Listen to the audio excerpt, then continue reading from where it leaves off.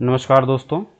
आज आपसे एक महत्वपूर्ण टॉपिक जो एलसीएम और एचसीएफ करके है उस पर आपसे सभी से चर्चा करते हैं। जानते हैं कि लघुत्तम समापवर्त और महत्तम समापवर्तक क्या है। अभी इसके बेसिक कॉन्सेप्ट के बारे में चर्चा करेंगे, फिर जब हम आगे बढ़ेंगे तो इससे आधारित जो प्रश्न उस पर चर्चा की जाएगी। चलिए सर्वप्रथम हम बात करते हैं लघुत्तम समापवर्त पे। चलिए लघुत्तम समापवर्त पे बात करने से पहले हम इस शब्द को पकड़ते हैं। इसको क्या बोलते हैं? Least common multiple. ठीक, ये क्या है? हमारा समापवर्त। ठीक, अगर इसको तोड़ेंगे तो ये दो शब्दों में टूटेगा। पहला क्या होगा? समान धन अपवर्त। ठीक है, इसका मतलब हमारे समान और अपवर्त मिल जाएं तो हम देखेंगे उसमें जो छोटा होगा, जो लघुत्तम का मतलब क्या होता है? छोटा। क्या होता है? छोटा। तो जो उसमें छोटा होगा वही हमारा हो जाएगा। तो चलिए अपवर्त किसे कहते हैं? अपवर्त मतलब मल्टीपल। अंग्रेजी में क्या कहते हैं? मल्टीपल। इसको और क्या कहते हैं? गुणज। क्या कहते हैं? इसका और नाम क्या है? गुणज। और आप कहेंगे एक तरीके से पहाड़ा। किसी संख्या का क्या पढ़ें? अगर हम पहाड़ा पढ़ें तो किसका होगा? क्या होगा? मल्टीपल होगा, गुणज होगा। जैसे इसके एग्जाम्पल के लिए हम ले लेते हैं, जैसे 6 और 12, 6 और 8 का ले लेते हैं। 6 और 8 का, तो 6 का पहाड़ा पढ़िए।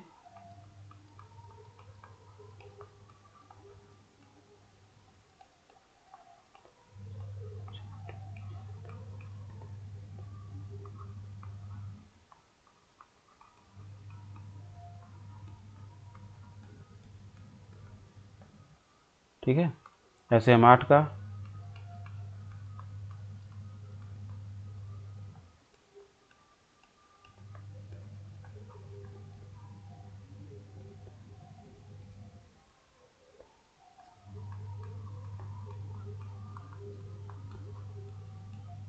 ठीक है,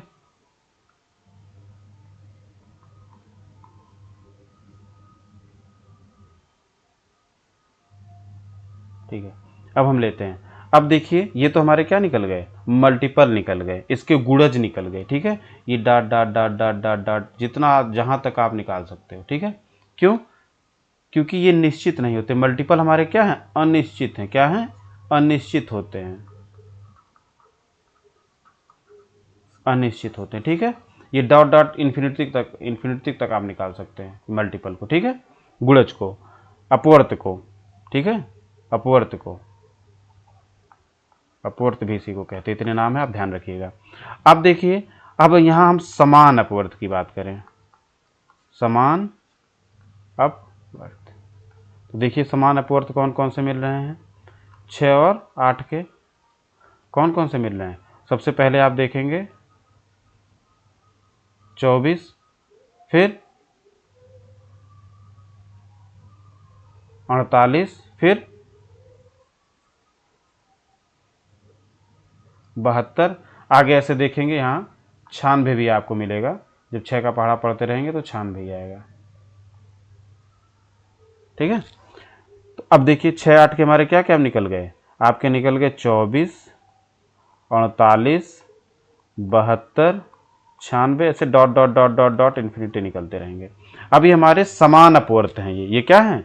समान अपवर्त। अगर इसमें कहे सबसे छोटा कौन सा है, लघुत्तम कौन सा है, लघुत्तम कौन सा है इसमें, तो क्या है? 24 है। क्या है? 24 है।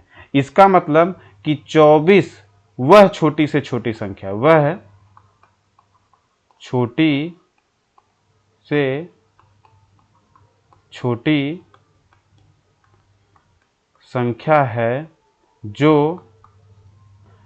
6 एवं 8 से पूर्णतः विभाजित हो जाएगी। समझ में आ रहा होगा कि इससे छोटी कोई संख्या नहीं है जो 6 और 8 से दोनों से पूर्णतः विभाजित हो जाए। इससे बड़ी ही आगे होगी, जैसे 48, 72, 96। अब एक चीज़ आप यहाँ देख लेंगे कि अगर हम देखें कि अगर हमारा लघुत्तम हमको पता चल जाता है, किन्हीं दो संख्याओं का अगर हमें लघुत्तम पता चल जाता है, तो उसकी अगली जो समान अपवर्त होगी इन्हीं लघुत्तम का क्या होगा, जो अगली समान अपवर्त होगी, जो अगली समान अपवर्त संख्या होगी, जैसे 6 और 8 की अगली समान अपवर्त, अगर हमको इसका एलसीएम पता चल गया कि इसका लासा क्या है 24 है, तो अगली समान अपवर्त क्या हो जाएगा, 24 गुणे 2 कर देंगे तो क्या हो जाएगा, आपको देखेंगे आपको 48 मिलेगा। अगर आप 24 गुणे 3 कर देते हैं तो आपको देखिए 72 मिल गया। अगर 24 गुणे 4 कर देते हैं तो 96 मिल गया। 24 गुणे 5 कर देते हैं तो कितना मिल गया, 120। ऐसे डाट डाट डाट डाट आप करते चले जाते हैं तो समान अपवर्त आपको मिलते चले जाएंगे। ये हमारा एक चीज़ मैंने यहाँ थोड़ा सा आपको पॉइंट करा दिया। आगे बढ़ते हैं। अब हमें निकालने की विधि के बारे में जानते हैं। निकालने की विधि क्या, एलसीएम, लासा, एलसीएम निकालने की विधि। एलसीएम निकालने की हमारी विधि क्या होगी, आप जानते हैं कि पहली विधि जो होती है वो क्या होती है, सामान्य विभाजन विधि, सामान्य विभाजन विधि। ठीक, इसको हम अधिकतर शॉर्ट में कह देते हैं भाग विधि। कौन सी विधि, भाग विधि। ठीक है, सामान्य विभाजन विधि मतलब एक सभी को एक साथ रखकर क्या करना, विभाजन करना। जैसे मैं ले लेता हूं 6 ले लेता हूं, 8 ले लेता हूं, 9 ले लेता हूं, 3 संख्याएं ले लेता हूं छोटी संख्या लेके, तो क्या करेंगे, सामान्य विभाजक विधि में तीनों को एक साथ लिखते हैं, फिर अभाज्य गुणनखंड करते हैं। अभाज्य मतलब पहले 2 से काटेंगे, फिर 3 से काटेंगे, फिर 5 से काटेंगे, फिर 7 से काटेंगे। ठीक, ये इसी क्रम में हम काटते जाएंगे। ठीक, तो 7 के बाद फिर किससे कटेगी, ना 8 से काटेगी, चूंकि जो 8 से कटेगी वो 2 से कट चुकी होगी, फिर ना 9 से काटेगी, चूंकि जो 9 से कटनी होगी 3 से कट चुकी होगी, फिर हम किससे, 7 के बाद 11 जो अभाज्य संख्याएं होंगे, आगे जो अभाज्य संख्या होगी उसी से काटते हैं। ठीक है, ये ध्यान देंगे और इसी क्रम में चलते हैं तो आपका आसान रहता है। तो 2 3 जब तक संख्या कटे तब तक काटते रहेंगे, 2 चौक 8, 9 नहीं कट रहा तो छोड़ देंगे, एक भी संख्या तीनों में से कटेगी तो काटेंगे। ठीक है, 3 ऐसा रहेगा, ठीक, 9 ऐसा रहेगा। अब देखिए फिर 2 से, अब देखिए 2 से कोई नहीं कटेगा तो किससे काटेंगे, फिर 3 से, फिर ठीक। अब आप यहां देखिए कि क्या आया, इसका एलसीएम क्या आएगा, एलसीएम कितना आएगा, 6 8 9 का, तो 2 गुणे 2 गुणे 2 गुणे 3 गुणे 3। अब गुणा कर लीजिए, इधर से गुणा करते हैं थोड़ा आसान रहता है, 3 त्रिका 9, 9 दूनी 18, 18 दूना 36, 36 दूना 72, कितना आ गया, 72 आ गया। इसका एलसीएम कितना आ गया, 72 आ गया। ठीक है, अब पहली विधि हो गई। दूसरी विधि जिसको बोलते हैं हम अभाज्य गुणनखंड विधि, अभाज्य गुणनखंड विधि। अभाज्य गुणनखंड विधि हमारी क्या होती है कि तीनों संख्याओं को अलग अलग, जैसे 6 है तो 6 का अभाज्य गुणनखंड कर दीजिए, 2 3 6, 3 1 जाए 1, तो 6 इज इक्वल टू क्या हो गया, 2 गुणे 3। ठीक है, फिर 8 का हमने कर दिया, 8 का क्या हो जाएगा, 2 4 2 2 2 1। ठीक है, इसी तरीके 9 का 3 3 3 1। ठीक है, तो हमने क्या लिखा 6, फिर 8 का क्या हो जाएगा, 2 इंटू 2 इंटू 2, 9 का क्या हो जाएगा, 3 इंटू 3। ठीक है, अब इसको हम आसान तरीका करते हैं कि सभी को पावर के रूप में लिख देते हैं, 2 की पावर 1 इंटू 3 की पावर 1। फिर 8 को क्या लिखेंगे, 8 को हम लिख देंगे 2 की पावर 3, और 9 को क्या लिखेंगे, 3 की पावर, यहाँ क्या लिखेंगे हम, 3 की पावर 2। आप अगले पेज में देख लीजिए कि हमने क्या लिखा, 6 को क्या लिखा, 2 की पावर 1 इंटू 3 की पावर 1। 8 को हमने क्या लिखा, 8 को हमने लिखा 2 की पावर 3, एंड 9 को हमने क्या लिखा, 3 की पावर 2। अब हमारा एलसीएम क्या होगा, एलसीएम क्या होगा, लासा हमारा क्या होगा, सबसे पहले सबसे बड़ी पावर लिखते हैं, तो 2 की पावर 3 और 3 की पावर 2। जितनी अभाज्य संख्याएं होंगी उसमें सभी की बड़ी पावर लिखेंगे, छोटी से हमारा कोई मतलब नहीं होगा। ठीक है, तो हमारा कितना हो गया, ये हो गया 2 की पावर 3 8 और 3 की पावर 2 9, कितना हो गया 72। एक यहाँ मैं आपको हाइपोथेटिकल बता दे रहा हूँ। सपोज दैट अगर यहाँ हमारा कुछ ऐसा होता, जैसे हमारा लिखा होता यहाँ सपोज दैट 5 की पावर 1 भी होता, तो ये संख्या फिर हमारा यहाँ क्या होता, गुणे 5 की पावर 1 होता। क्यों होता, क्योंकि 5 की पावर 1 भी तो सबसे बड़ी है, भले ही यहाँ नहीं है, यहाँ नहीं, कहीं नहीं, कहीं भी अगर होगी, जो भी उसकी पावर बड़ी होगी उसको हम यहाँ लिख देंगे। ये आसान तरीका, इसको अन्य शब्दों में बताया जा सकता है, बट यहाँ सबसे आसान यही होता है कि जो सबसे बड़ी पावर हो सबको हम लिख लेंगे, फिर छोटी को हम नहीं लिखेंगे। जैसे अगर यहाँ कहीं अगर इसमें ऊपर वाले में 5 की पावर 2 होता अगर हमारा, तो हमारा यहाँ 5 की पावर 2 आता, ये नहीं आता बना, तब ये नहीं आता, सिर्फ 5 की पावर 2 जो बड़ी पावर होती, एक ये हो जाता, 2 की पावर 3 और 3 की पावर 2, सिर्फ बड़ी पावर का हम मल्टीप्लिकेशन कर देते, कोई हमारा छूटता नहीं। ठीक है, चाहे पावर 1 हो, चाहे 3 हो, चाहे सभी नंबर्स को हम लेते हैं। चलिए ठीक है, तो देखिए जैसे 72 यहाँ निकला था, अब पीछे देखिए सामान्य भाग विधि से भी जो हमने क्या निकाला था, 72 निकाला था। ये तो रही हमारी एलसीएम की बात। आते हैं HCF. HC highest common factor बोलते हैं और हिंदी में बोलते हैं महत्तम समापवर्तक। फिर मैं इसी शब्द पे चलूंगा। समापवर्तक का मतलब समान धन अपवर्तक, अपवर्तक का मतलब फैक्टर। ठीक है, क्योंकि हाईएस्ट कॉमन फैक्टर। ठीक है, ये हमारी बात हुई। तो समान अपवर्तक, ठीक है, इसको समझने के लिए हम देख लेते हैं 6 और 8 ले लेते हैं, 6 and 8 ले लेते हैं। चलिए सॉरी 6 8 छोटी संख्या हो जाएगी, थोड़ा सा बड़ा लेते हैं, हम ले लेते हैं 12 and 18 ले लेते हैं। ठीक है, तो हमें देखना होता है 12 और 18 का हमारा मासा निकालने के लिए अपवर्तक को हम यही जानते हैं ना कि अपवर्तक को हमेशा याद रखिए, इसमें क्या आता है, तक आता है। क्या आता है, तक आता है। इसका मतलब कि 12 तक, 12 को विभाजित करने वाली संख्याएं, 12 तक 12 को विभाजित करने वाली संख्याएं, तो क्या होगी, एक जानते हैं।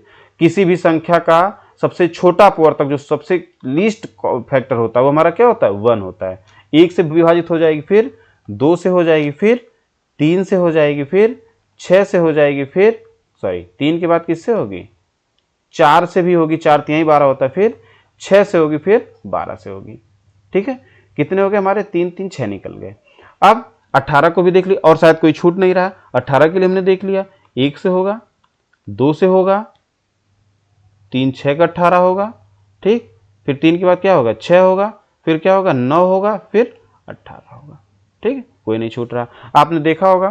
ठीक है, कि यहाँ क्या होगा, पहले हमें अगर 1 2 3 हमने देखा तो ये देखिए 18 एकम 18, 9 दूनी 18 और 6 त्रिक 18, जस्ट टू रिवर्स 3 पता चल जाते। ठीक है, तो हमने ये देख लिया। अब हमारा अपवर्तक तो पता चल गई, ये हमारे क्या हैं, ये हमारे सब अपवर्तक हैं।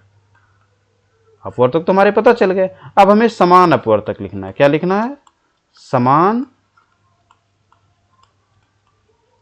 अपवर्तक। समान अपवर्तक हमारे कौन से हो गए, 12 और 18 के। आप क्या देखेंगे, 12 एंड 18 के हमारे कौन से हो गए, 1 है, 2 है, 3 भी दोनों में देख लीजिए, 1 2 3 एंड 6, 3 एंड 6 आपने देख लिया। अब आप देखिए कि इन दोनों में, इन तीनों में सबसे बड़ा क्यों, चूंकि हम महान क्या होता है, महत्तम की बात होती है, महत्तम मतलब बड़ा। इन तीनों समान अपवर्तक में महान कौन है, बड़ा कौन है, तो बड़ा क्या है, 6 है, तो ये हमारा 6 क्या हो जाएगा, एचसीएफ हमारा 6 हो जाएगा। ठीक है, तो 6 क्या है, 6 वह बड़ी से बड़ी संख्या है जो दी हुई संख्या को पूर्णतः विभाजित करती है। दी हुई संख्या का मतलब क्या, 12 और 18 को। अब 6 से बड़ी ऐसी कोई संख्या नहीं है जो 12 और 18 को पूर्णतः विभाजित करें। उससे छोटी है 3 है, 2 है, 1 है, तो इसका मतलब 12 से बड़ी कोई 6 से बड़ी कोई ऐसी संख्या नहीं है जो इसको पूर्णतया विभाजित करें। अब चलिए आगे बढ़ते हैं। आगे बढ़ते हैं तो हम देखते हैं कि हमारे पास विधियां कौन सी है निकालने की।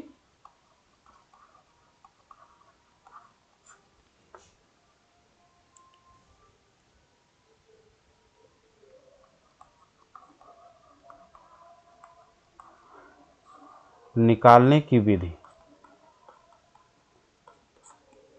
आप देखते हैं पहली विधि हमारी कौन सी है।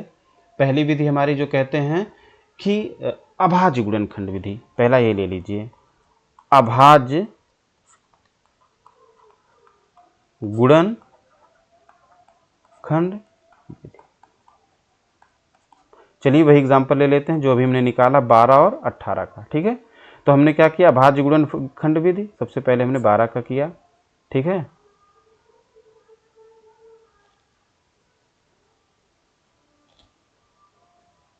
हमने 12 का किया तो क्या हो गया, 2 6 12, 2 तिहाई 6, 3 1 3, तो 12 का क्या मिल गया आपका, 2 गुणे 2 गुणे 3। अब हमने किसका किया, 18 का, तो 2 9 18, फिर 2 से क्यों होगा, 3 3 9, फिर 3 1। अब देखिए 18 का हमारा क्या मिल गया, 18 का हमारा मिल गया 2 3 3। ठीक है, 2 3 3 2 18, 2 3 3। ठीक है, अब हम देखेंगे ऐसी कौन सी चीज़ है तो दोनों में हो, जो दोनों में होगा वही हम लेंगे। देखिए 2 यहाँ भी है, ठीक है, यहाँ 2 है तो यहाँ 2 नहीं, यहाँ 3 है तो यहाँ 3 है, ये देखिए।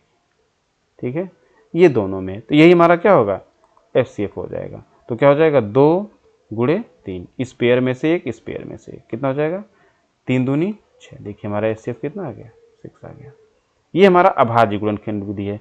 यहाँ कितनी भी संख्याएं लिखी हो, अगर 3 संख्याएं लिखी होती तो तीसरी संख्या का हम लेके, ठीक है, फिर जो तीनों में हमारा सिर्फ कॉमन होता वही हम लेते। सपोज दैट एक एग्जांपल मैं यहाँ लिख दे रहा हूँ, जैसे मैं लिख दे रहा हूँ यहाँ 24 भी लिख दे रहा हूँ। ठीक है, तो 24 भी मैं लिख दे रहा हूँ, तो 24 का क्या हो जाएगा, 2 12, फिर 2 6, फिर 2 तिहाई 6, फिर 3 1 3। अब देख लीजिए 24 का हमारा क्या हो जाता, 2 गुणे 2 गुणे 2 गुणे 3। अब देखते हैं यहाँ भी क्या लेते हैं हम, सिर्फ 2 3 कॉमन था तो 2 3 लिख देते। तो अब किसका हो जाता, 12 18 24 तीनों का हमारा FCF कितना होता, यही होता। ठीक है, आगे बढ़ते हैं। ये पहली विधि हो गई। हमारी दूसरी विधि जो आपको क्या कहते हैं, जिसको आप कहते हैं भाग विधि, बहुत प्रचलित, बहुत सामान्य, बहुत सरल विधि होती है भाग विधि। क्या कहते हैं, भाग विधि। अब भाग विधि करने के लिए हम लिखते हैं, जैसे हम इसी का एग्जांपल ले लेते हैं जिसका हमने निकाला था 12 और 18 को। 12 और 18 का क्या करना, निकालना है। तो आप देखिए सबसे बड़ी संख्या बीच में लिखते हैं और 12 से भाग देते हैं, जो छोटी रहे उससे भाग देंगे। तो 12 एकम 12, कितना बचा, 6 6 शेष बच गया। फिर जो शेष बचता है वही हमारा क्या बन जाता है, भाजक बनता है, और जिससे हमने भाग दिया था वो हमारा क्या बन जाएगा, भाज्य बन जाएगा, बीच में आएगा। तो 6 दूनी 12। यह प्रक्रिया तब तक चलती रहेगी जब तक क्या हो जाएगा, शेष शून्य ना हो जाए, शेष शून्य ना हो जाए।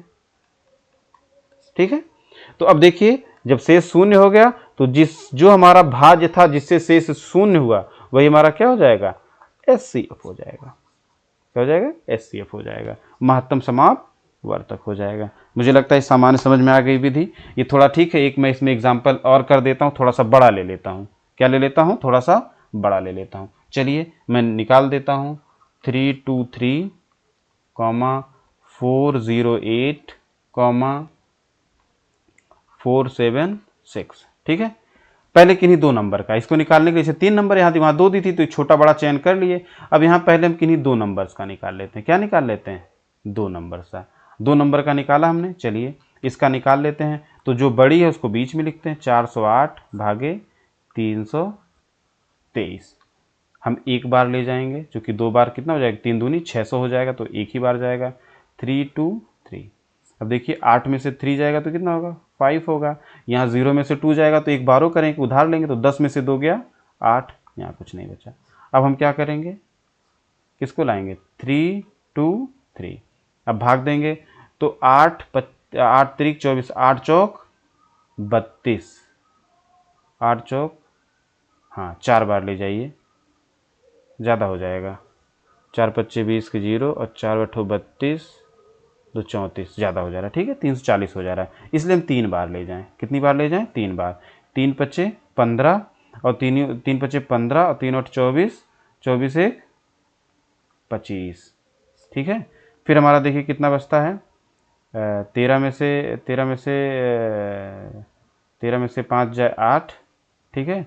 यहाँ 11 में से 5 गया 6, ये कुछ नहीं बचा। अब हमने क्या किया, फिर हमने 85 में लिख दिया, ठीक है। 85 फिर कितनी बार जाएगा हमारा, 1 बार ले जाइए, चूँकि 2 बार ले जाएंगे तो ज़्यादा हो जाएगा। तो 15 में से 8 गया 7, ठीक है। यहाँ कितना बचा, 7 में से 6 गया 1। अब हमारा क्या करेंगे, ये हमारा फिर जो 68 था फिर यहाँ भाज्य बन जाएगा हमारा, ये भाजक, हाँ भाज्य बन जाएगा, ठीक है। तो हमारा ये हमारा कितना हो जाएगा, 68।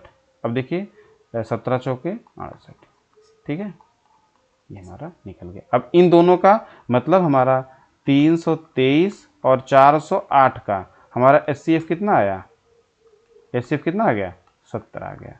अब जो HCF निकलता है उसको बची हुई शेष संख्या, शेष हमारी क्या बची थी, 476 और 17 का जो HCF होगा वो हमारा क्या होगा, वो तीनों का HCF होगा, ठीक है। फिर हम वही भाग दे के देख लिखते हैं।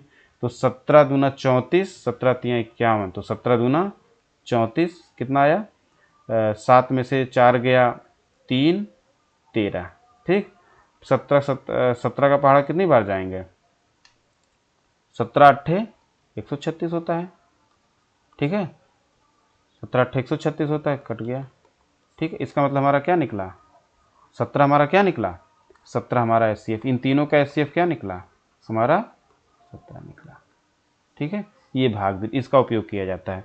एक विधि हमारी जो होती है डिफरेंस विधि, अंतर विधि कहते हैं उसको, क्या कहते हैं, अंतर विधि। इसी एग्जाम्पल पे हम ले लेते हैं, इसी एग्जाम्पल पे एक अंतर विधि, इसका उपयोग बहुत नहीं करना है, लेकिन आप जान लीजिए, आप अगर भाग विधि है थोड़ा सा समय लगता है, अंतर विधि कौन सा विधि कहते हैं, अंतर, डिफरेंस मेथड कहते हैं। जैसे हमारी संख्या भी पीछे क्या थी, 3 2 3 थी, और क्या थी 408, हाँ सॉरी 408 एंड 407 थी, ठीक है, ये 3 थी। अब हमें क्या करना होता है, दो संख्याओं का इनका डिफरेंस ले लीजिए, इनका डिफरेंस ले लीजिए। चलिए इनका डिफरेंस लेते हैं। 13 में से 8 गया 5, फिर यहाँ कितना बचा 11, नहीं सॉरी 8 में से 3 गया 5, ये बड़ी है ना, तो 8 में से 3 गया 5, फिर यहाँ क्या होगा, 10 में से 2 गया 8, एक उधार लेंगे, यहाँ 10 में से 2 गया, ये 85 आया, ठीक है। यहाँ डिफरेंस लेते हैं, इन दोनों का क्या होगा, तो 16 में से 8 गया 8 बचा, यहाँ कितना हुआ 6, ठीक है। तो 6 में से 0 गया 6, अभी 4 में से 4 गया 0, यहाँ 68 आया, ठीक है। तो हम देखते हैं अंतर विधि में हम क्या देखते हैं कि जो दोनों में छोटा होगा, ठीक है, दोनों में छोटा क्या है हमारा 68 है, दोनों में छोटा क्या है 68 है, ठीक है। तो 68 हमारा, तो 68 या तो 68 होगा, या तो 68 होगा, या 68 का अभाज्य गुणनखंड करिए, 68 का अभाज्य गुणनखंड करिए, ठीक है। तो 68 का अभाज्य गुणनखंड क्या हो जाएगा, 1 68, फिर 2 अभाज्य गुणन नहीं खंड करिए, इसका गुणनखंड करिए, अभाज्य गुणनखंड मत करिए, गुणनखंड ही करिए। 1 होगा, 2 होगा, फिर हमारा क्या होगा, 2 के बाद हमारा 17 होगा, 17 चौक 68 होता है, ठीक है। 17 होगा, 4 भी होगा हमारा, 1 2 4 17 और 34 दूना 68 होता है ना, 68, ये देखिए 4 होंगे हमारे, 1 2 4 1 2 4 17 34 68, ठीक है। अब आप देख लीजिए कि इसमें हमारा क्या है, कौन सा हो सकता है, इसमें इन तीनों में कौन सा हमारा हो सकता है। आप देखेंगे एक तो सबका होगा, तो एक तो नहीं लेंगे, और अन्य विकल्प देखते हैं, 2 नहीं हो सकता, चूंकि नहीं हो सकता, ये 23 है, ये 3 क्या हमारी इकाई अंक विषम है, तो आप जान सकते हैं कि 2 से भी नहीं विभाजित होगा, 4 से भी नहीं होगा, 34 से भी नहीं होगा, 68 से गिनेंगे। विकल्प हमारा क्या बचा 17, यही हमारा क्या होगा HCF होगा। तो एक अंतर विधि है, बट इसका प्रयोग आप जब धीरे धीरे अभ्यस्त हो जाएंगे, प्रश्नों को करने लगेंगे, तो इसको आप समझ जाएंगे। ठीक है, इसका एक लॉजिक होता है, जैसा कि आप जानते हैं कि यदि अगर अभी हम एक छोटी सी चर्चा करें, तो अगर मैं कह दूं एक प्रश्न इसका आता है कि दो संख्याओं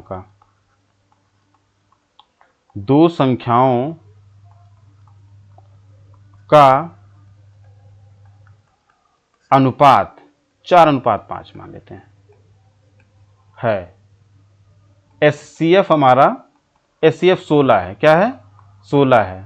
तो संख्या क्या होगी, आपको नॉर्मली यही पता है कि अगर हमें HCF पता है तो HCF का अगर संख्याओं से गुणा कर दोगे, जो अनुपात से गुणा कर दोगे, तो वही संख्या होगी।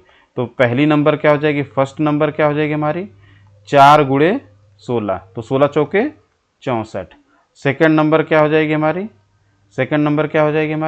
वो क्या हो जाएगी 5 × 16, क्या हो जाएगा 16 × 5 = 80।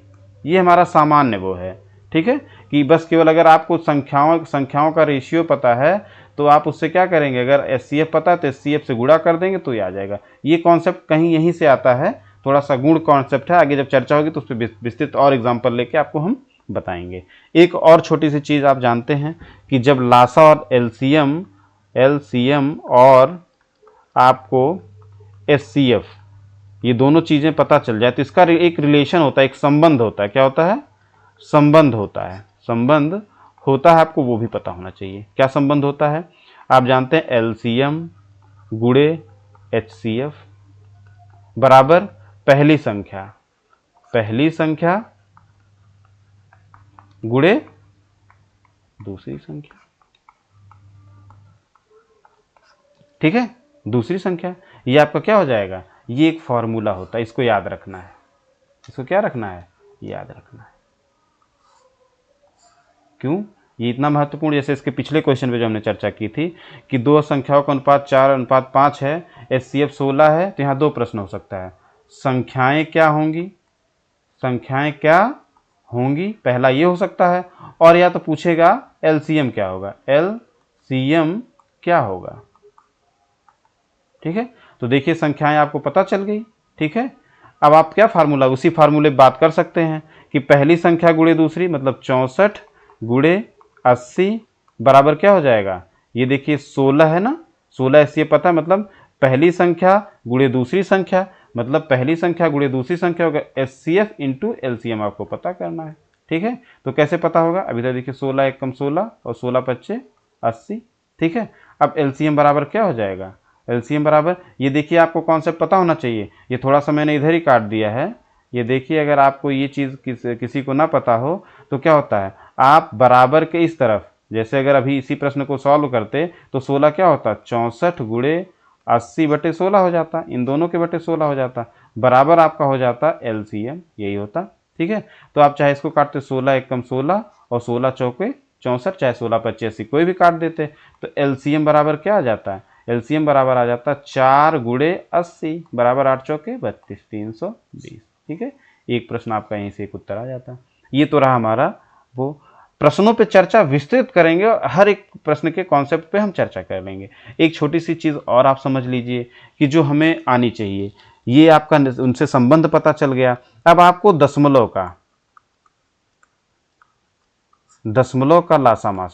का लासा एवं मासा, HCF एवं LCM। ठीक है, ये जानने से पहले आप अगर भिन्नों का जान लेते हैं तो आपके लिए और आसान है। भिन्नों का लासा एवं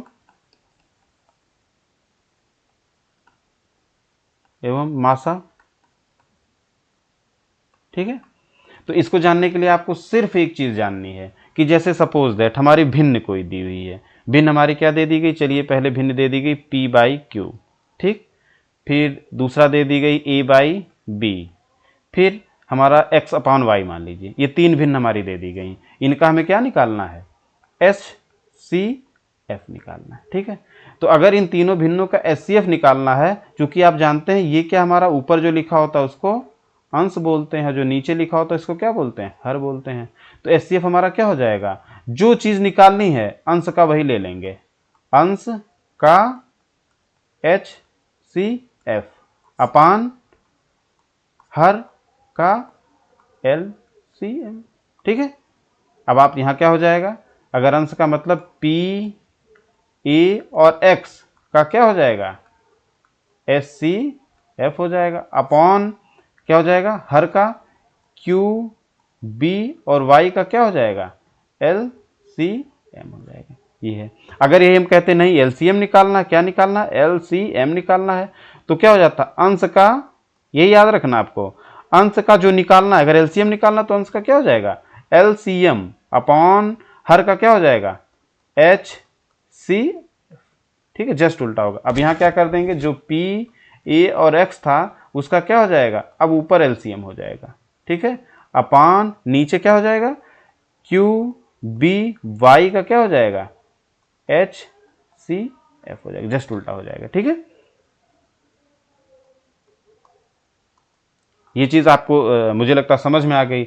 अगर इसके लिए आप कहें तो कोई एग्जाम्पल एक मैं बता देता हूँ, थोड़ा वीडियो लंबा होगा लेकिन एग्जाम्पल आप देख लीजिए। जैसे सपोज दैट मैंने लिख दिया 5/6 कॉमा 7/9 कॉमा 11/12 कर लिए। चलिए ठीक है, तो अगर इसमें हम कहें कि आप क्या निकालिए, LCM निकाल दीजिए। क्या निकालिए, LCM। तो क्या हो जाएगा, अंश मतलब 5 7 11 का LCM अपॉन 6 9 12 का HCF।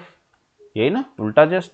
तो 5 7 11 का क्या हो जाएगा, 5 का क्या होगा, 5 का आप निकाल, इसका 5 7 11 का LCM क्या होगा, आप निकाल लीजिए। चूंकि एक चीज़ और आप एग्जाम्पल देख लीजिए कि अगर सभी अभाज्य हैं तो क्या होता है, सभी का गुणनफल हो जाता है। तो आप क्या हो जाएगा, 5 7 35 या 11 7 77 और 77 का 5 से गुणा करेंगे। आप कभी भी देखिए अगर ऊपर अभाज्य है तो तीनों का मल्टीप्लिकेशन हो जाता है। ये साधारण नियम है, आप आगे जब प्रश्न सॉल्व करेंगे तो आपको पता होगा। तो 11 7 77 और 77 गुणे 5 करेंगे तो 5 7 35 के 5 और 5 7 35 338 385 ऊपर आ गया।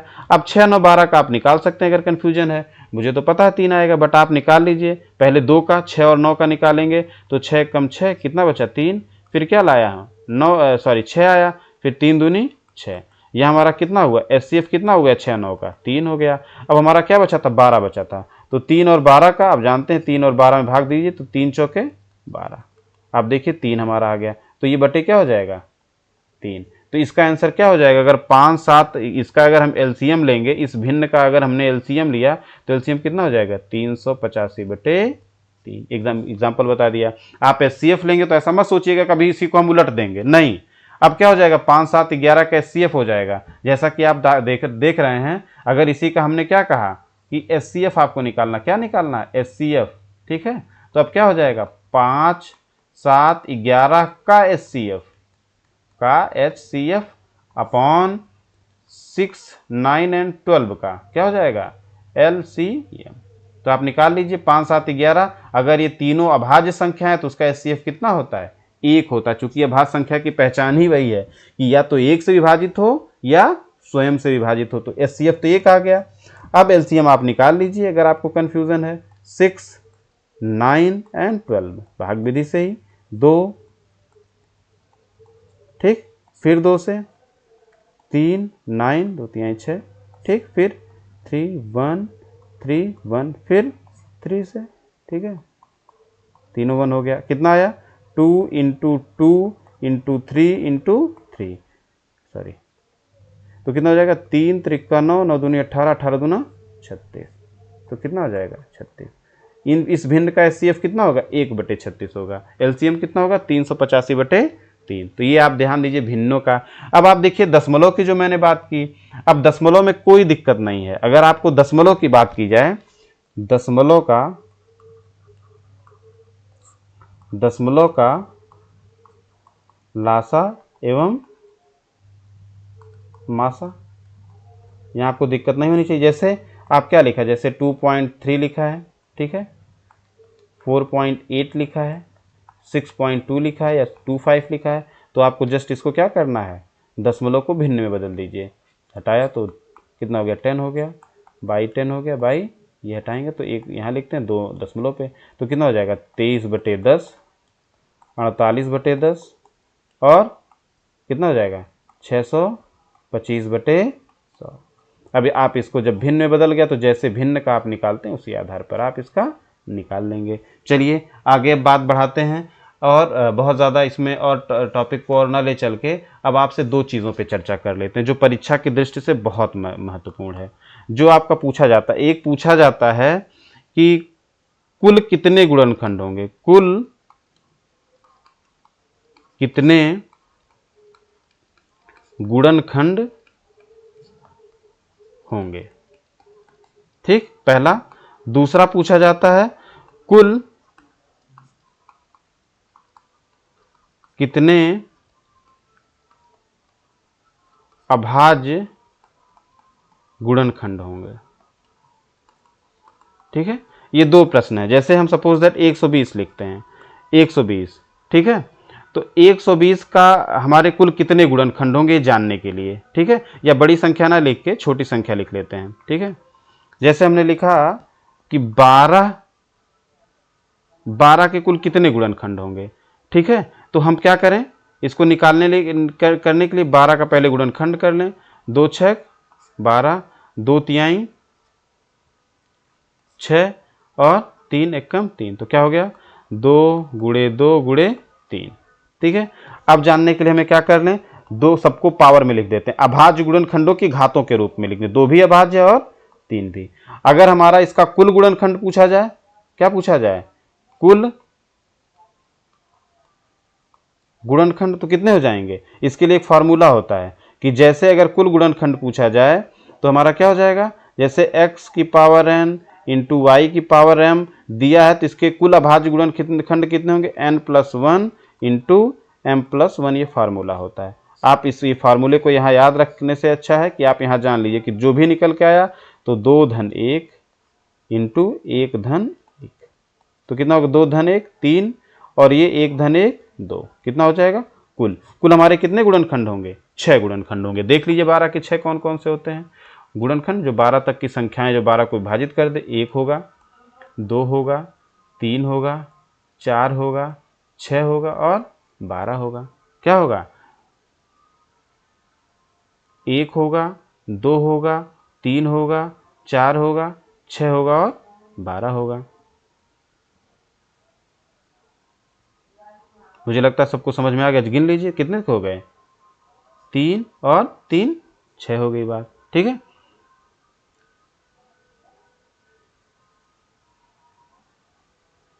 और अब हमारी यहाँ बात की जाए कि अभाज्य गुणनखंड, दूसरा क्या है कि अभाज्य गुणनखंड हमारे कितने होंगे, जोड़ दीजिए कितने हैं, 1 और 2, यहाँ कितने होंगे 2 अभाज्य गुणनखंड हमारे होंगे, 2 और 3। ठीक है, आगे बनते महत्वपूर्ण चीज़ है, इसको आपको ध्यान देना है।